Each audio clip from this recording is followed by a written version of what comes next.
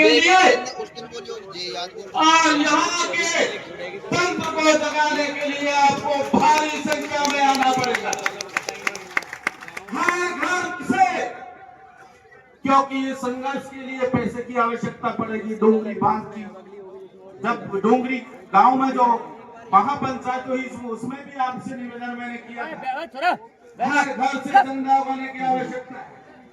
आज इस महापंचायत के आयोजन में तो चंद लोगों ने ही सहयोग किया, ऐसा कहना नहीं पड़े।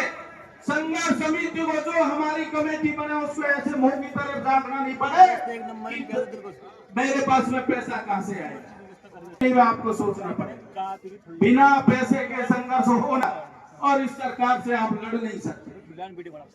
सम्मानित साथियों, इसके लिए आपको निवेदन करना चाहूंगा, मैंने पिछली पंचायत में भी कहा था कि तन और मन और धन मेरी पंचायत की तरफ से आपको आश्वासन करना चाहता हूँ कि अगर 1 से 10 लाख रुपए तक की आवश्यकता पड़ेगी तो उसका सहयोग करने के लिए बहुत बहुत धन्यवाद।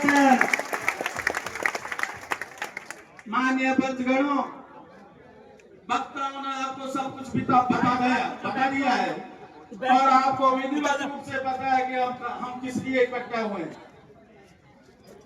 अगर सरकार ने हमारी बात को आसानी से नहीं मानी, लोकतांत्रिक तरीके से अगर नहीं मानी, तो वो समय दूर नहीं है जो हम रेल को रोकेंगे, हाईवे जाम करेंगे और सवाई माधोपुर और करौली की कलेक्ट्री में मेरा ये दूर दराज क्षेत्रों में झोपड़ी में बिराजे हुए लोग अपने जानवर को, भेड़ को, बकरी को, गाय को, बकरी को और घर तक की कुत्ते बिल्लियों को साथ लेके करौली की कलेक्ट्री में घुस जाएंगे। ये 3600 कौम की लड़ाई है, ये 3600 कौम की लड़ाई है, ये हमारी बुजुर्गों को विरासत को बचाने की लड़ाई है।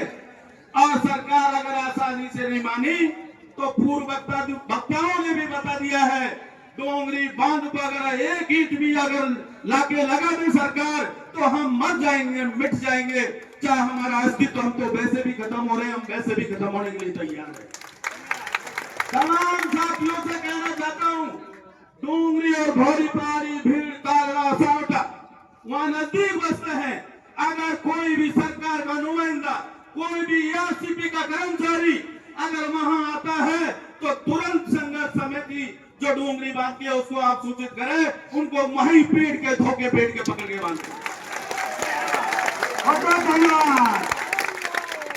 सम्मानित साथियों, ये कोई बड़ी सभा नहीं है, ये नुक्कड़ सभा हमें कर रहे हैं, ये जागरूक कर रहे हैं। हमारी माता और बहनें हमारे गांव में बैठा हुआ अनपढ़ बुजुर्ग को भी समझ रहे हैं कि शायद ऐसा नहीं होगा, शायद ऐसा नहीं होगा, क्योंकि हम डूब में नहीं आएंगे। पर आप में डूब में नहीं आओगे तब भी ये सरकार निश्चित रूप से इस क्षेत्र को पर्यटक रूप में डेवलप करना चाहती है, इस क्षेत्र को डेवलप करना चाहती है और बड़े बड़े लोगों को होटल और मॉल खोलने के लिए इस क्षेत्र को देंगे, बड़ी बड़ी फैक्ट्रियों के लिए इस क्षेत्र को देंगे। ये भी आपको मैं बता देना चाहता हूं। हम तन और मन धन से आपके साथ है।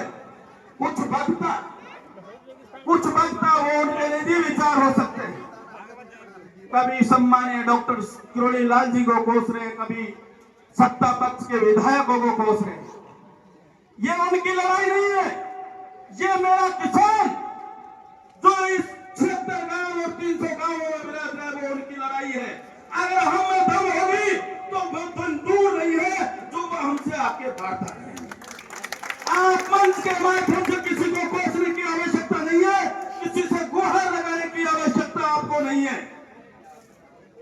जितना दोष आप सत्ता पक्ष का बता रहे हो उतना ही दोष विपक्ष का भी है। कुछ समय पहले विपक्ष के लोगों को भी हमारे बीच से हमने चुन के भेजा था, चाहे वो बीजेपी के सांसद, चाहे वो कांग्रेस के सांसद हो, चाहे विधायक दल के नेता हो। इसलिए सरकार का इसमें कोई लेना देना नहीं है। हमको हमारी लड़ाई है, हमारे अस्तित्व की लड़ाई है, हमारे बल और बूते पे हम लड़ेंगे।